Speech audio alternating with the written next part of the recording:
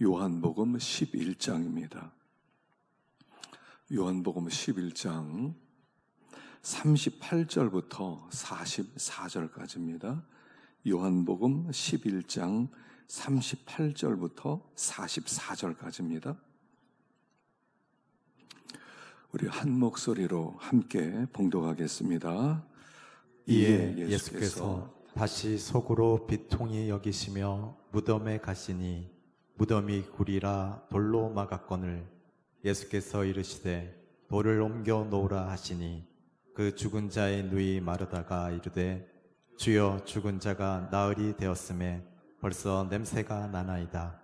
예수께서 이르시되 내 말이 내가 믿으면 하나님의 영광을 보리라 하지 아니하였느냐 하시니 돌을 옮겨 놓으니 예수께서 눈을 들어 우러러 보시고 이르시되 아버지여 내 말을 들으신 것을 감사하나이다.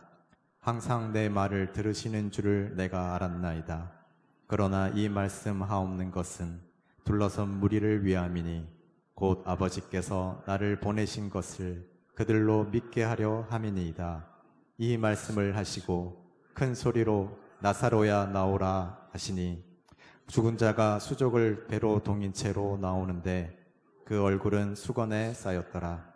예수께서 이르시되 풀어놓아 다니게 하라 하시니라. 아멘.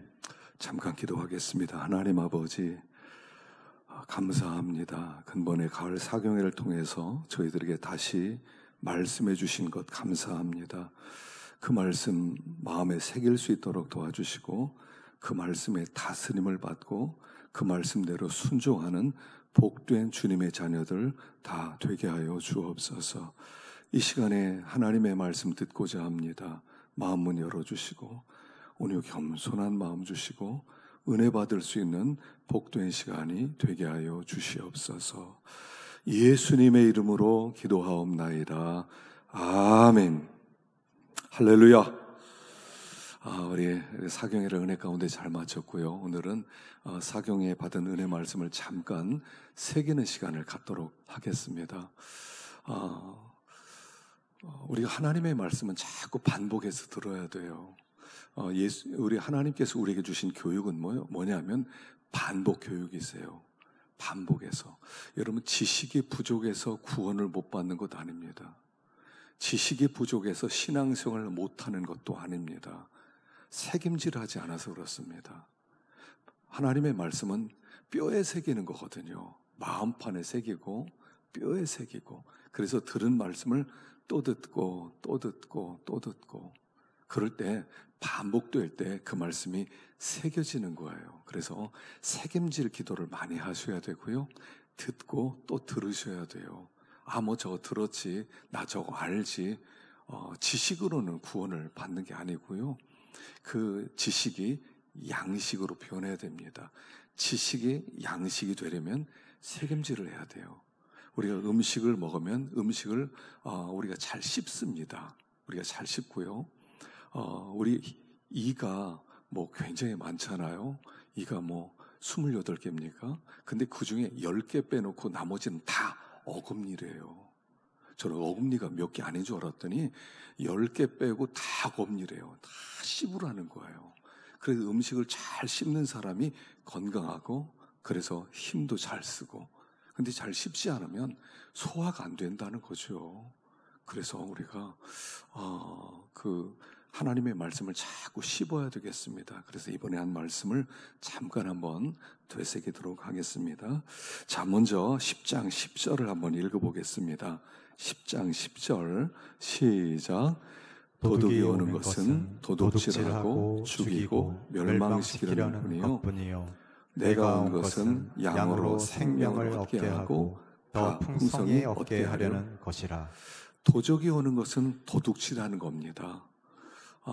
지금 영적으로 사기꾼들이 많아졌어요. 영적 사기꾼들, 영적 도적들이 많아졌습니다. 물론 우리의 물질을 이렇게 가져가는 것도 참 무서운 이렇게 도적이지만 진짜로 중요한 도적은 영적 도적입니다. 그래서 우리로 하여금 자꾸 다른 길로 가게 하고 미혹시키는 그런 도적이 있다는 것이지요. 예수님이 온 것은 우리를 풍성한 생명을 주시기 위함이다 그랬어요. 그래서 예수님이 오셔서 예수님 말씀을 잘 들으면 풍성해지게 돼 있어요. 풍성해진다는 것은 뭐냐면 충만한 삶을 살게 만들어준다 하는 것입니다. 말씀을 드렸죠. 우리가 사는 세상은 바벨론이라고. 바벨론은 마귀가 다스리는 세상이라고. 하나님이 이런 세상을 계획해 놓지 않았다는 거예요. 하나님은 에덴을 만들어 놓으셨어요. 우주 만물을 창조하시고 에덴을 만들어서 에덴에서 우리들로 하여금 충만한 삶, 서로 너무너무 행복한 삶, 하나님을 경외하고 하나님과 교통하는 사람, 이런 삶을 살도록 하셨는데 마귀가 우리를 유혹시켜서 이런 세상으로 만들었어요. 그래서 우리가 살아가는 세상은 마귀가 다스리는 세상의 바벨론이에요. 이 바벨론 같은 세상 속에서 하나님이 우리를 다시 새 에덴으로 불러주셨죠. 교회는 새 에덴의 백성들이 모인 곳이에요. 그래서 우리는 이 바벨론에 사는 사람들의 삶의 방법과 그런 목적을 따라가지 않고 세계관을 따라가지 않고 하나님의 말씀하신 대로 이제는 공중의 권세 잡은 자 마귀의 다스림을 받지 않겠어. 이제 하나님의 다스림을 받을 거야. 그리고 하나님의 다스림을 받는 사람들이 사는 세상을 에덴이다 이렇게 불렀죠. 예수님은 에덴 동산직이라고 하셨어요. 그래서 예수님이 내가 문이다, 에덴으로 들어가는 문이다, 양의 문이다, 나를 통해서 들어와라. 그래서 우리들이 예수를 믿으면 에덴으로 들어가는 거예요. 그래서 에덴에 들어가서 이제는 하나님의 통치를 받고 하나님의 다스림을 받고 믿음으로 이 바벨론 같은 세상을 살아가는 거예요. 그런데 우리들이 바벨론에서 힘있게 살아가야 되는데 힘있게 살아가려면 바로 이 양의 문이 되신 예수님 안으로 들어와야 돼요. 들어가면 거기에서 예수님 때문에 꼴을 먹어요. 양식을 먹어요. 힘을 얻어요. 그래서 우리들로 하여금 우리들이 이제는 충만한 삶, 이 바벨론 같은 세상에서 사람들에게 끌려다니고 사람들의 종살이하고 그리고 두려워하고 눈치 보고 염려하고 그런 게 아니라 우리 주님이 나를 인도하신다. 우리 주님이 나와 함께 하신다. 그래서 바벨론 같은 세상 속에서 감사할 수 있고 기뻐할 수 있고 섬길 수 있고 용서할 수 있고 그리고 품을 수 있고 이게 충만한 생명을 살아가는 거예요. 그래서 우리들이 주님 안으로 들어오면 예수님께서 우리에게 충만한 생명을 주시는데 그 안으로 들어가는 것이 뭐냐를 배웠어요. 자, 시편 91편 지난주에 우리가 묵상에는 다시 한번 읽어보겠습니다. 시작. 지존자의 은밀한 곳에 거주하며 전능자의 그늘 아래 사는 자여, 나는 여호와를 향하여 말하기를 그는 나의 피난처요 나의 요새요 내가 이루어야 하는 하나님이라 하리니 이는 그가 너를 새 사냥꾼의 올무에서와 심한 전염병에서 건지실 것이미로다. 자, 우리를 어디서 산다고 그랬냐면 지존자의 은밀한 곳에 거주하고 전능자의 그늘 아래 사는 자여라고 우리를 부르셨어요. 자, 지존자의 은밀한 곳, 지존자의 은밀한 곳이 어디냐면 지성소예요. 우리 하나님께서 계신 곳이 지성소예요. 그리고 전능자의 그늘, 여러분 지성소는요 어둡습니다. 거기는 빛이 없어요. 빛이 없는 곳에 하나님이 거기 숨어 계시는 거예요. 그래서 누구든지 그 안으로 들어가면 지성소에 계신 주님을 만날 수가 있다 하는 것이죠. 그래서 우리가 생명의 풍성함을 누리기 위해서는 지성으로 들어가야 돼요. 예전에 지성소의 기도라고 하는 책이 있었거든요. 그 이제 품절이 됐더라고요, 보니까. 지성소의 기도를 하자 하는 그런 내용의 그런 메시지였는데 그 책 내용이 이렇게 나왔더라고요. 세 종류, 세 단계 기도가 있다는 거예요. 그래서 모세가 만든 성막을 보면 세 부분으로 나눠졌는데 동쪽인 문을 향해 딱 들어가면 거기가 성막들이 먼저 나온다는 거예요. 성막들에는 번제단이 있고 그 다음에 물두멍이 있어서 거기에서는 짐승을 태우고, 그래서 우리의 죄를 거기서 하나님 앞에 내놓고, 그 다음에 물두멍에서 손을 씻으니까 첫 번째 단계는 성막들 기도가 있는데, 성막들 기도는 뭐냐면 회개하는 기도라는 거예요. 죄를 자꾸 내놓고 하나님 앞에 더러운 것을 내놓는 기도, 이게 첫 번째 성막들 기도라는 거예요. 두 번째 단계는 그 다음에 성소로 들어간다는 거죠. 그러니까 두 번째 기도는 성소 기도인데, 성소에 딱 들어가면요, 오른쪽에는 떡상이 있어요. 진설병. 그 다음에 왼쪽에는 등잔대가 있어요. 그리고 정면에는 분향단이 있어요. 그래서 들어가서 제사장이 들어가서 떡을 먹고, 그리고 등대 불빛을 밝히고, 그 다음에 거기다가 향을 피워서 향이 하늘나라로 올라가게 만드는, 그래서 성소 기도는 뭐냐? 예수님과 하나 되는 기도다, 이렇게 얘기를 하면서 예수님께서 성소에서 무엇을 하셨냐면 제사장 역할을 하셨다는 거예요. 그래서 예수님께서 모든 사람의 죄를 가지고 하나님 앞에 기도하는 중보기도 했다는 거죠. 그래서 성소기도는 뭐냐?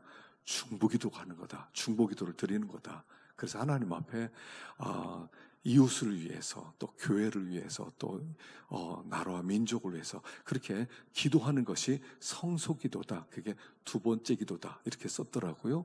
세 번째 기도는 뭐냐면 지성소기도인데, 지성소에는 하나님이 계신 곳이에요.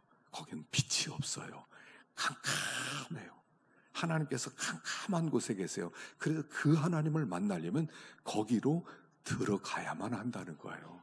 거기에는 언약궤가 있는데 그 언약궤 속에는 그 아론의 쌍난 지팡이, 만나, 십계명 세 가지가 있고, 거기에 하나님이 계시기 때문에 하나님을 만나기 위해서 어둠 속으로 들어가면 거기서 하나님이 우리를 만나 주시는데, 그때 우리가 하나님의 임재로 충만해질 수 있다는 거예요. 그리고 거기로 들어가면 나와 세상은 간 곳 없고 구속한 주님만 보이는 기도라는 거예요. 사실 어두운 데에 들어가서요, 거기는 빛이 하나도 안 들어와요. 그러니까 거기 일단 들어가면 낮인지 밤인지 몰라요. 밖에 시간이 언제인지 몰라요. 내가 어디에 있는지도 몰라요. 거기는 하나님으로 충만해지는 곳입니다. 거기가 지성소예요. 그래서 그분이 세 단계 기도를 얘기했더라고요.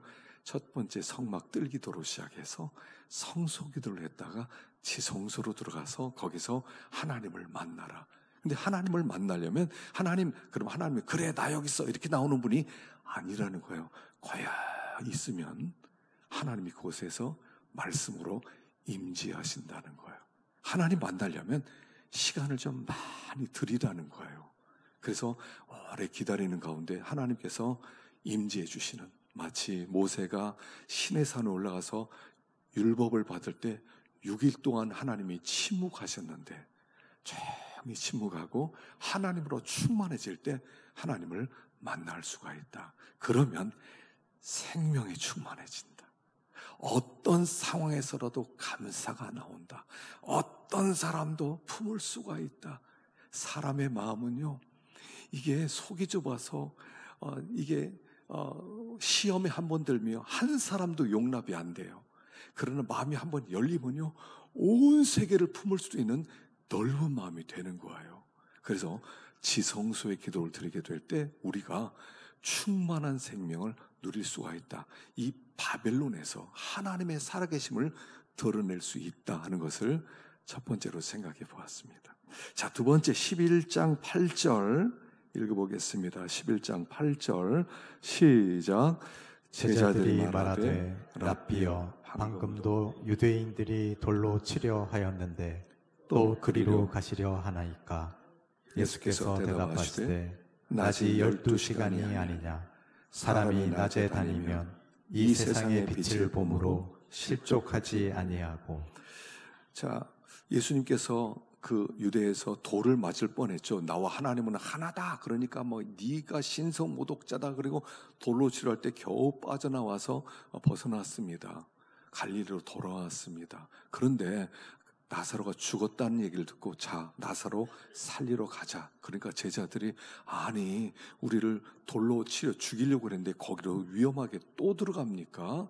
그러니까 예수님이 낮이 12시간이 아니냐 하시면서 제자를 데리고 가셨어요. 낮이 12시간이 아니냐, 이게 무슨 뜻이냐 하는 것이죠. 자, 유대인들은 낮 12시간, 밤 12시간, 그래서 통합 24시간이라고 생각을 했어요. 그래서 낮에 다니면 실족하지 아니하고 밤에 다니면 실족한다라고 말씀을 했어요. 그래서 우리들에게 낮이 12시간이라는 것은 이런 얘기입니다. 낮이 꼭 12시간이다 이런 뜻이에요. 그러니까 우리가 참 시간이 많다 이렇게 생각할 때가 있죠. 특별히 나이가 어릴 때는 시간이 많아요. 뭐를 해야 될지 모르니까. 그래서 아이들이 막 이런저런 잘못된 일을 하면서 시간을 막 보내기도 하고, 또 이렇게 나이가 들어서도 킬링 타임으로 뭐 할 일이 없어, 시간 죽일 만한 일 없나? 그리고 쓸데없이 앉아가지고 이렇게 쓸데없는 영화나 보고 앉아있고, 또 앉아가지고 카페에서 또 서로 얘기하면서도 시간 가는 줄도 모르고. 자, 그런데요, 하나님이 각자에게 주신 시간은 꼭 맞는 시간을 주셨다는 거예요. 딱 맞는 시간. 그러니까 시간이 남게 주지 않았어요. 하나님의 사람으로서 살아갈 꼭 많은 시간을 주셨다는 거예요. 부족하지도 않고 넘치지도 않게 꼭 많은 시간을 우리에게 주셨기 때문에 그 시간을 우리가 잘 써야 되는데 그 시간을 낭비하지 말아라 이런 뜻이 있어요. 낭비하지 말아라. 그리고 나중에 미래에 그때 시간이 주면 뭐 하겠다 이런 얘기도 하지 말라는 거예요. 은퇴하고 나면 그때부터 하나님을 하겠다 꿈 깨라는 거예요. 은퇴한 다음에 시간이 주어질지 안 주어질지 어떻게 알아요? 그러니까 이거 해야 되겠다 하는 순간에 해야 되는 거지.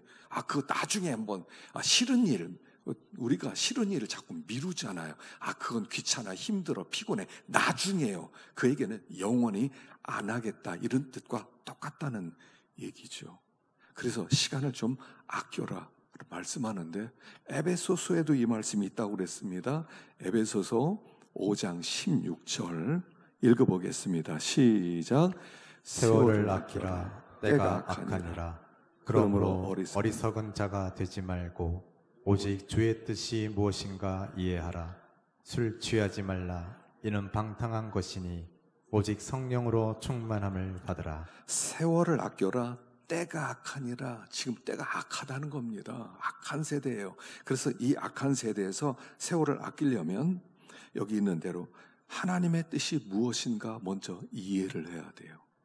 그래야 하나님의 뜻을 찾아서 그때대로 순종할 수가 있죠. 근데 하나님의 뜻을 이해하려면 성령의 충만함을 받아야 돼요.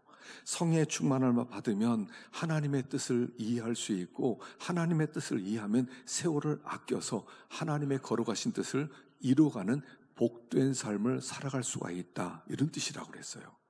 그런데 여기서 말하는 세월이란 이 단어가 카이로스라고 그랬죠. 두 종류의 시간이 있다고 그랬습니다. 유대인들은 크로노스란 시간이 있고 하나는 카이로스란 시간이 있어요. 크로노스란 시간은 뭐냐면 그냥 흘러가는 거예요. 카이로스란 시간은 흘러가는 시간을 내 걸로 만든 거예요. 그러니까 이런 겁니다. 수도가 있습니다. 수도꼭지를 틀어놨어요. 그 물이 쭉 흘러나옵니다.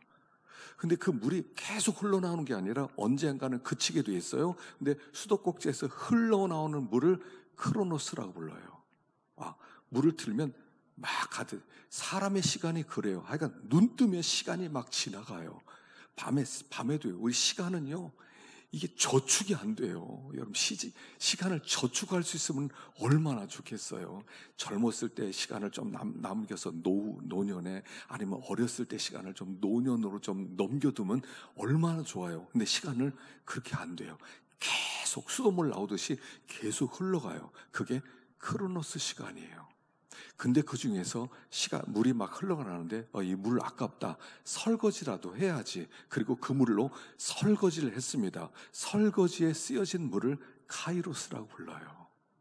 그러니까 너희들 크로노스라고 하는 여러 시간 중에서 그 시간들을 카이로스로 만들어, 너의 것으로 만들어. 그 시간을 하나님 앞에 샘쳐지는 상 받는 시간으로 만들어. 시간은 계속 흘러가거든요.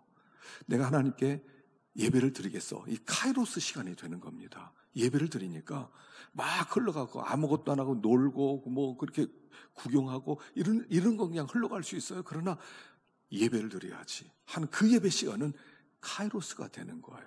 아, 내가 이번에는 내가 봉사를 좀 해야 되겠다. 봉사하는 시간은 카이로스가 되는 거예요. 그 시간을 그렇게 내 걸로 사라는 거예요. 내 걸로 가치 있게 만들라는 거예요. 그래서 알찬 인생이란 뭐냐?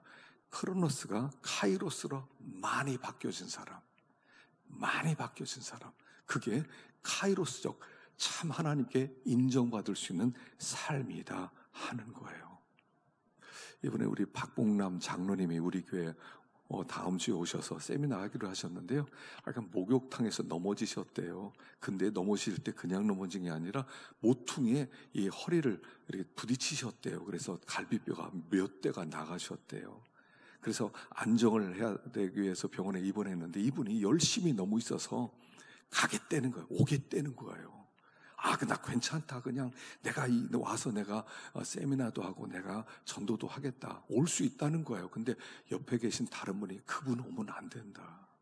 너무 다쳐서 좀 쉬어야 된다. 그러니까 교회에서 쉬시라고 말 좀 해달라고 해서 연락이 온 거예요. 그분은 크로노스를 카이로스로 바꾸기 위해서 참 애를 쓰는 사람이죠. 여러분, 지난 한 주일의 삶을 얼마나 크로노스를 카이로스로 바꾸셨습니까? 우리가 카이로스로 바꾸기 위해서는 제일 먼저 첫째는요, 경건의 시장을 여러분들이 이렇게 확보해 놓으세요. 내가 성경 읽는 시간, 내가 기도하는 시간, 이건 내가 확보해 놓는다. 이 시간에는 다른 거 안 한다. 그걸 확보해 놓는 거 좋은 방법 중에 하나예요. 두 번째는 먹든지 마시든지 다 하나님의 영광을 위해서 하는 거예요. 직장 생활도 이렇게 나가세요.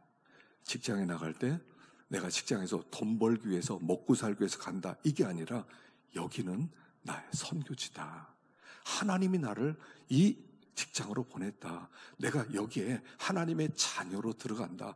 철저하게 나에게 주어진 그 시간을 이 직장을 위해서 쓸 것이다.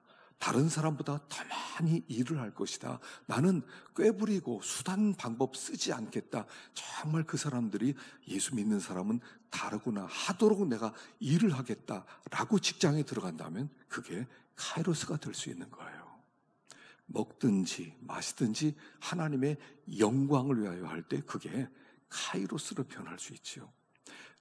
그리고 세 번째는 하나님이 나에게 주신 사명이 무언가, 그 사명을 따라서 섬기는 일을 하는 거예요. 오늘도 우리 성가대가 참 은혜스러운 찬양을 우리에게 이렇게 들려주고요. 하나님께 영광을 돌렸습니다. 저 성가대도요, 사명입니다. 크로노스를 카이로스로 바꿔놓는 시간입니다. 다른 사람들에게 쉬고 다른 사람들은 물론 다른 일도 하지만 이렇게 하나님 섬기기 원합니다. 크로노스를 카이로스 바꿔놓는 거예요. 하나님이 각자에게 주신, 지금도 부엌에서 열심히 음식 준비하는 분들이 있어요. 또 음식 막 먹은 다음에 제가 들어가 보면 남자들이 막 설거지를 그렇게 열심히 또 해요. 이것도 크로노스가 카이로스로 바뀌어지는 거예요. 우리는 어떻게 해서든지 막 흘러가는 수돗물처럼 막 지나가는 이것들을, 이 시간들을 카이로스로 바꿔서 내 걸로 만들고 하나님께 영광 돌리는 시간이 될 때 나중에 충만하다. 이거 언제 아냐면요, 숨 넘어갈 때 알아요. 숨 넘어갈 때. 크로노스로 살았던 사람은 난 낭비한 것 같아. 한 번 더 주어지면 나 이렇게 안 살 거야. 아마 그럴 거고요. 카이로스로 사는 사람은 오케이. 됐어요. 충분합니다. 아마 이렇게 마지막을 보낼 거예요.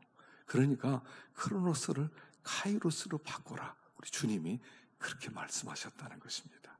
자, 세 번째 42절 시작. 항상 내 말을 들으시는 줄을 내가 알았나이다. 그러나 이 말씀 하옵는 것은 둘러선 무리를 위함이니 곧 아버지께서 나를 보내신 것을 그들로 믿게 하려 함이니이다. 이 말씀을 하시고 큰 소리로 나사로야 나오라 부르시니 죽은 자가 수족을 베인 동인채로 나오는데 그 얼굴은 수건에 쌓였더라. 예수께서 이르시되 풀어놓아 다니게 하라 하시니라. 사실은 나사로를 살리신 사건이 요한복음의 클라이막스예요. 요한복음에서 하시고 싶은 말씀이 바로 이 사건이에요. 예수님, 내가 부활이요 생명이니 나를 믿는 자는 죽어도 산다. 이 얘기가 무슨 뜻이냐면, 나를 믿으면 내가 부활이고 생명이기 때문에 나 있는 곳에 부활과 생명이 있다, 이런 뜻이에요. 우리는 부활이요 생명이라 할 때는 미래를 생각해요. 언젠간 살아나겠지.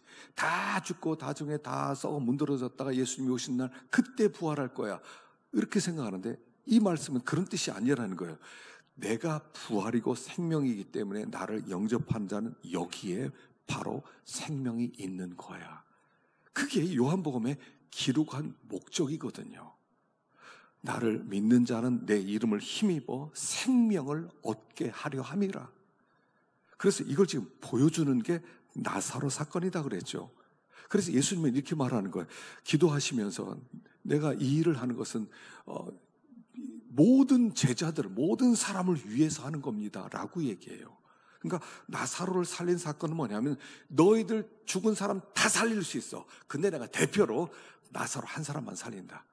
내 나사로 하나 살리는 거 보면, 우리 주님은 모든 사람을 살리는 능력 있는 분이구나를 알게 될 거야 라고 말씀하고요. 그리고 나서 나사로를 살리심으로 말미암아 나사로 사는 거 봤지? 너희도 이렇게 살아난 자야 라고 얘기하는 거예요. 그러니까 뭐냐면, 죽은 지 나흘 된 나사로, 썩어 문드러진 나사로가 무덤으로부터 나오는 순간 그게 내가 나오는 거예요. 내가 부활한 사람이고 내 안에 생명이 있는 사람이라는 거예요. 그래서 내가 이것을 너에게 기록하는 것은 너희에게 생명이 있음을 알게 하려 함이라. 우리 안에 생명이 있다니까요. 우리는 죽지 않는 나사로가 되었다는 것을 말씀하는 거예요. 그래서 나사로는 이제부터 어떻게 살아갑니까? 죽었었어요. 4일 전에. 나사로는 끝났어요. 그리고 부활했어요. 새로운 인생이 시작된다는 거예요. 그게 성도예요. 성도는 어떤 사람이냐면 이미 죽었어요. 예수를 믿는 순간에 세상에 대해서 죽었어요. 나에 대해서 죽었어요. 내 욕심에 대해서 죽었어요. 내 취향과 기호에 대해서 죽었어요. 난 죽은 자예요. 이제부터 주님이 나를 살려놓고, 자, 이제부터 너 죽은데 내가 죽었는데 살렸지. 이제부터 나를 위해 살아라. 그래서 이제부터 우리는 예수님을 위해 사는 사람이 된 거예요. 예수를 위해 사는 사람이 됐기 때문에 우리가 부활한 나사로들이다 라고 얘기하는 거예요. 전혀 새로운, 나사로는 부활 이전과 부활 이후의 상이 완전히 나누어지는 거예요. 옛날처럼 먹고 살기 위해서 그냥 그렇게 전전긍긍하고 염려하고 불안해하고 거짓말하고 속이고 이런 게 없어요. 이제는 덤으로 살지. 우린 이제부터 덤으로 사는 사람들이에요. 이미 죽은 사람들, 덤으로 사는 사람들이에요. 하나님 어떻게 살까요?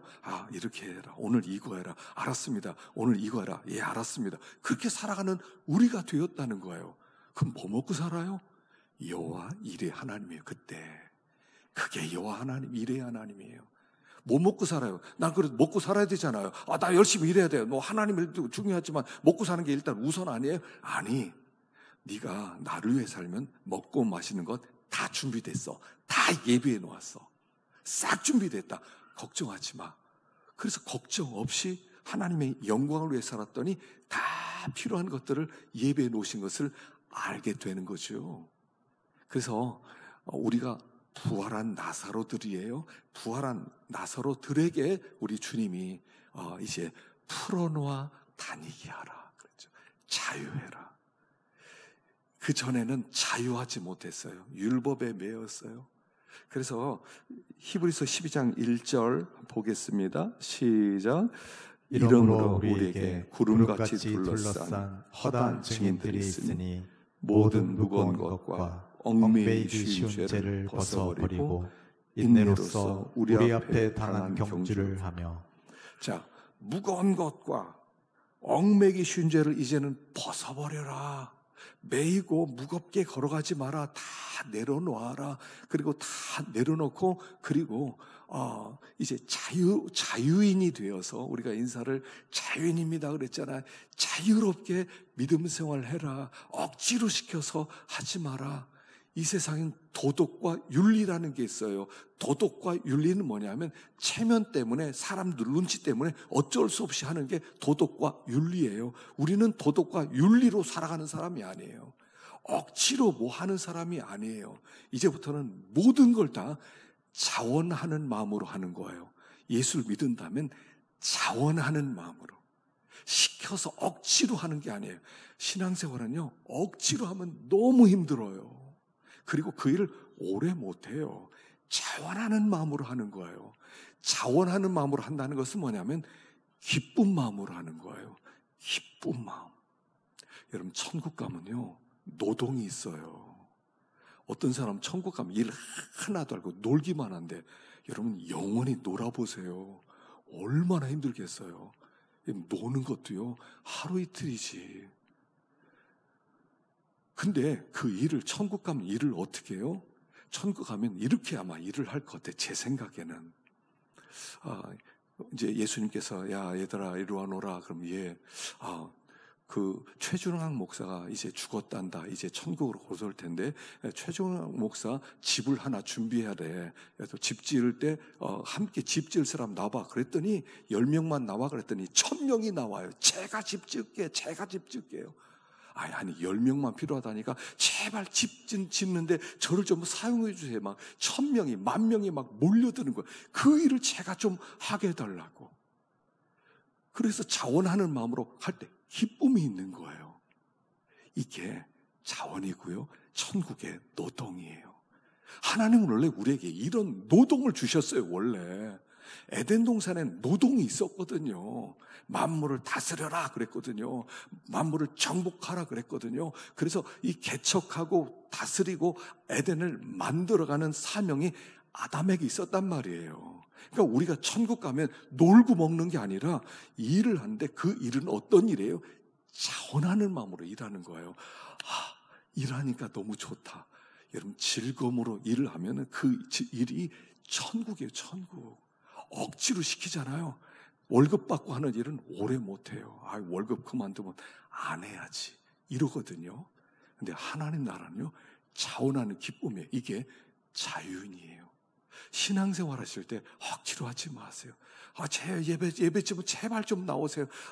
가기 싫지만, 예배 안 드리면 또 전화할 테니까 가야지. 이런 게 아니에요. 봉사하십시다 그랬더니, 하기 싫어 죽겠는데, 봉사하래. 힘들어 죽겠는데, 쉴 시간도 없는데. 이런 게 아니라, 봉사하는 게 너무 좋은 거예요.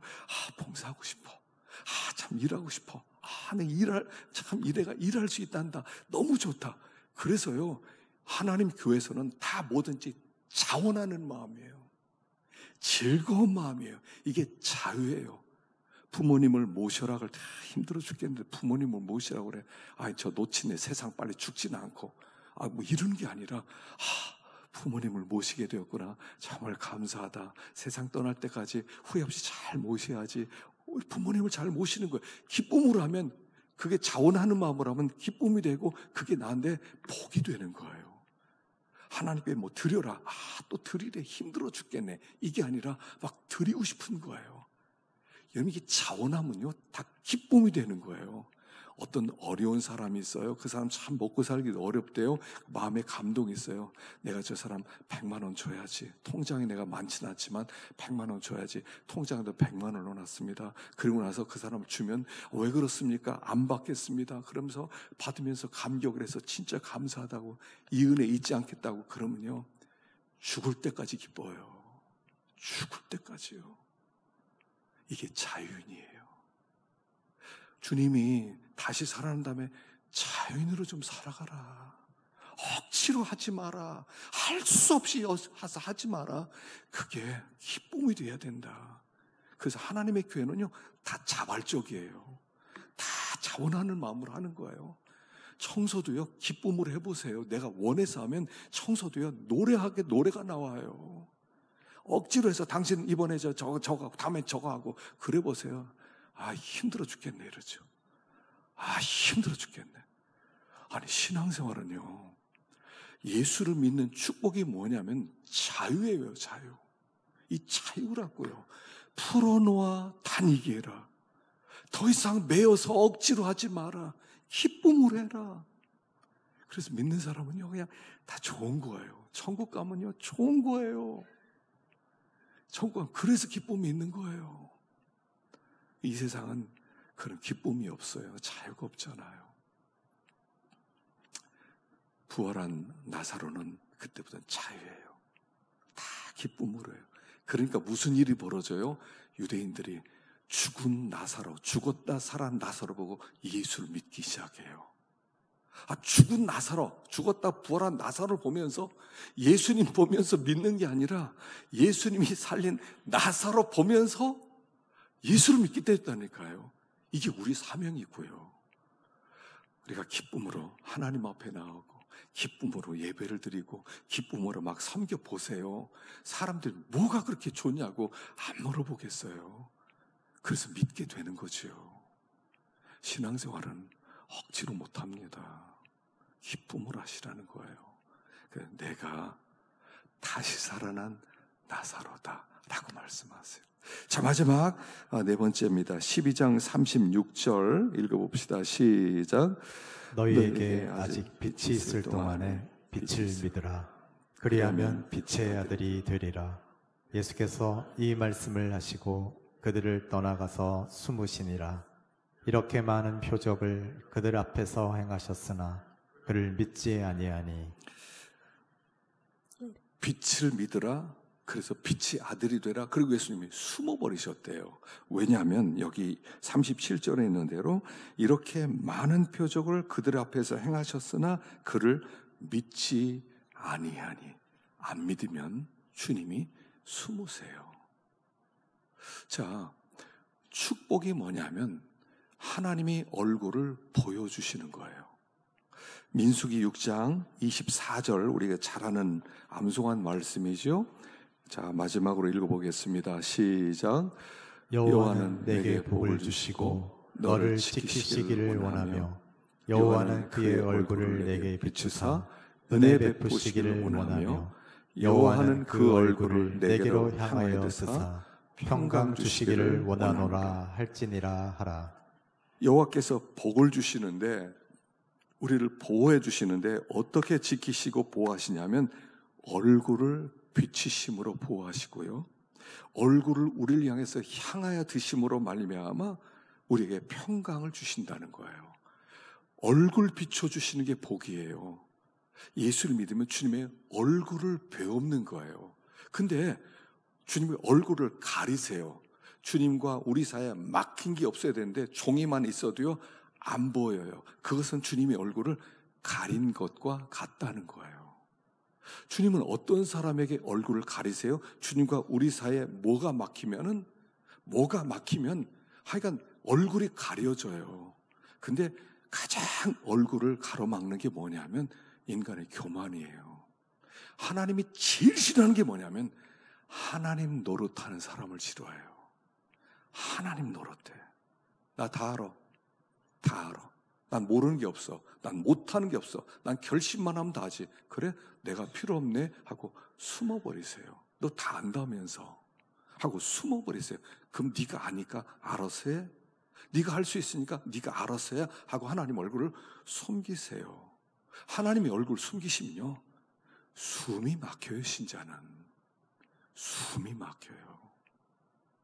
하나님 노릇하려고 그래요. 여러분, 아브라함이 하나님의 말씀을 듣고 너의 아들에서 씨가 온 땅에 퍼질 거다 얘기하지 않습니까? 하늘의 별처럼 바다의 모래알처럼. 근데 자기 힘으로 첩 하가를 얻어서 아이를 낳았어요. 이스마엘을 낳았어요. 그때가 86세예요. 하나님은 86세부터 99세까지 얼굴을 가리세요. 얼굴을 가리세요. 한 번도 안 나타나요. 아브라함, 그래, 네가 하나님 노릇해봐. 네가 아들 낳고 그래서 너 자손 막 퍼뜨려라. 처음에는 아들 낳고 얼마나 좋아했겠습니까? 86세의 첩을 통해서 아들을 낳았으니 얼마나 좋았겠어요. 근데 하나님의 얼굴을 가리셨어요. 그리고 13년 동안 아브라함이 얼마나 답답했겠어요. 너 안다면서 네가 한번 해봐. 하나님이 제일 싫어하는 것은 교만한 거예요. 하나님 노릇하는 거. 교만은 하나님 노릇하는 거거든요. 내가 다 알지 뭐. 내가 다 할 수 있지 뭐. 다 이건 이래라. 저건 저래라. 이건 왜 이래? 저 사람은 왜 저래? 이 사건은 왜 이래? 다 하나님 노릇하고 앉아있어요. 소크라테스 얘기를 했죠. 너 자신을 알아라. 이게 뭐 델포이 선전에 들어가는 입구에 쓰여 있었다고 그러는데, 너 자신을 알라. 뭐를 알라는 거예요? 너 자신의 뭐를 알라? 나의 뭐를 알라? 죽을 때 소크라테스는 그렇게 얘기했다고 그랬어요. 나는 아테네 모든 시민보다 지혜롭다. 왜 그런 줄 아는가? 아테네 모든 시민은 자기들이 모르는 것을 모른다.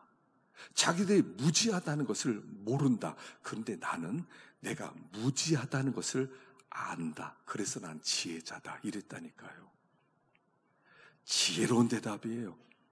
사람들은 자기가 무지하다는 것을 모른다.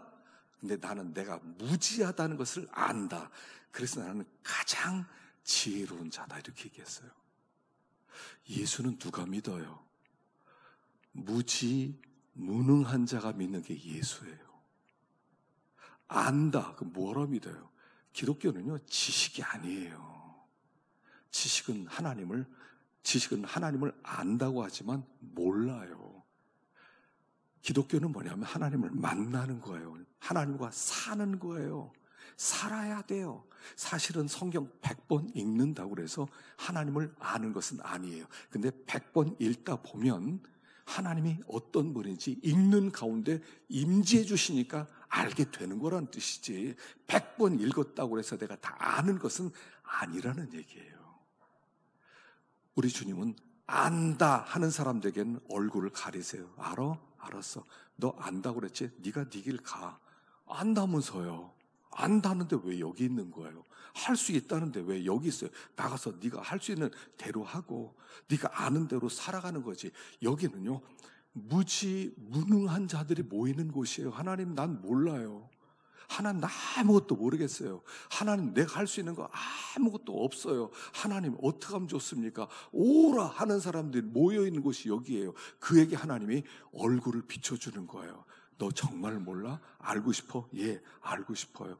하나님, 정말 못하겠어요. 그래, 알았어 하고 주님이 나타나 주시는 거예요. 그래서 욥기에 보면요, 욥기가 이제 막 원망도 하고 불평도 하고 막 싸우기도 합니다.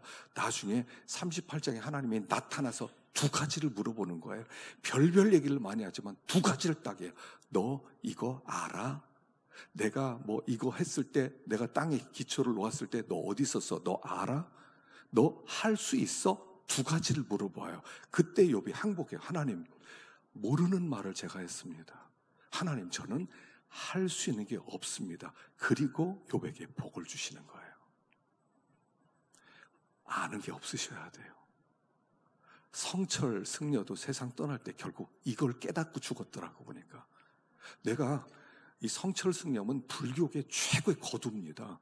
최고의 산 모델이, 살아있는 모델처럼 여겼던 아주 굉장한 분 아닙니까?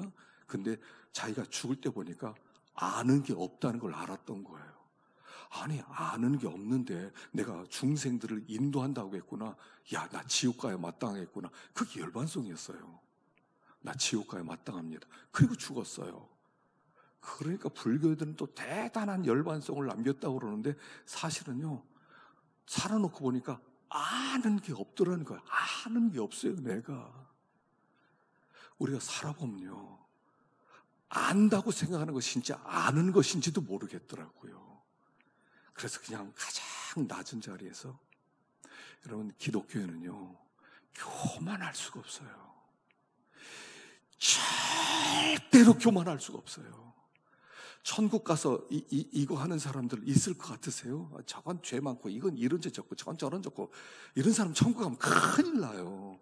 천국은 그냥 다 같은 자가 어떻게 천국까지, 하나님 다 같은 자도 천국 갈 수 있으니까 진짜 감사합니다. 천국에서 제일 내가 은혜 많이 받았습니다. 이런 사람만 가는 데가 천국이에요. 나 뭐 좀 알지, 이런 사람들은요 아직 멀었어요. 하나님의 얼굴을 숨기시는 거예요. 열어주셔야 되거든요. 그래서요 자꾸 낮추는 거예요. 하나님, 뭐 아는 줄 알았는데 알긴 뭘 알아요. 뭘 알아요 우리가. 이 컴퓨터가 이렇게 발전한 정보통신시대에 뭐 아는 게 얼마나, 책 읽어봤자 일생 동안 책 10,000권 무지하게 열심히 읽은 사람이 10,000권 읽을까 말까요? 못 읽어 죽어요. 10,000권도 못 읽었는데 이 땅엔 책이 뭐 수억 권인데 무슨 지식이 있고 뭘 안다고 그래요. 더군다나 영적인 세계에 대해서 뭘 알아요? 하나님에 대해서 뭘 안다고 그래요? 그래서 하나님 앞에 아무것도 모릅니다. 유대인들은 다 압니다. 하나님을 압니다. 그랬더니 예수님이 슬그머니 사라지셨어요. 사라지셨어요. 다 아는데 뭘 너희들 다 알지 않냐? 그리고 정작 예수님은 성전 밖으로 쫓아내버리시고, 그리고 다 한다고 하나님 영광 받으세요 이러고 앉아 있었다는 거 아니에요. 주님은 숨으세요. 그래서 오늘 우리들에게 말씀하는 걸, 하나님 앞에, 주님, 저는 무지무능입니다. 아마 이제 나이 드신 분들은 이게 무슨 말인지 좀 아실 거예요. 나이 좀 드신 분들은. 아직 젊은 사람 무슨 말인지도 모를 거예요. 무지무능이 무언지. 그러나 하나님, 아무것도 모릅니다. 아무것도 돌아보니 할 수 있는 게 없습니다 라고 마음 중심에서 고백하게 될 때 우리 주님이 정말이냐 하고 얼굴빛을 비춰주시는 거예요. 그리고 우리 안에 믿음이 들어오는 거예요. 믿음이란 내가 믿는 게 아니에요. 하나님의 얼굴빛 비춰줘서 영광의 광채가 비춰지시는 거, 그게 믿음이라는 거예요. 그게 믿음이에요. 그래서 우리가 이번 사경을 통해서 받은 은혜를 많이 새기고요, 다시 한번 더 낮은 자리에, 더 겸손한 자리에, 더 자유하는 자리에, 그래서 하나님으로 말미암아 충만함을 누리는 우리 교회가 되기를 간절히 축원합니다. 축원합니다.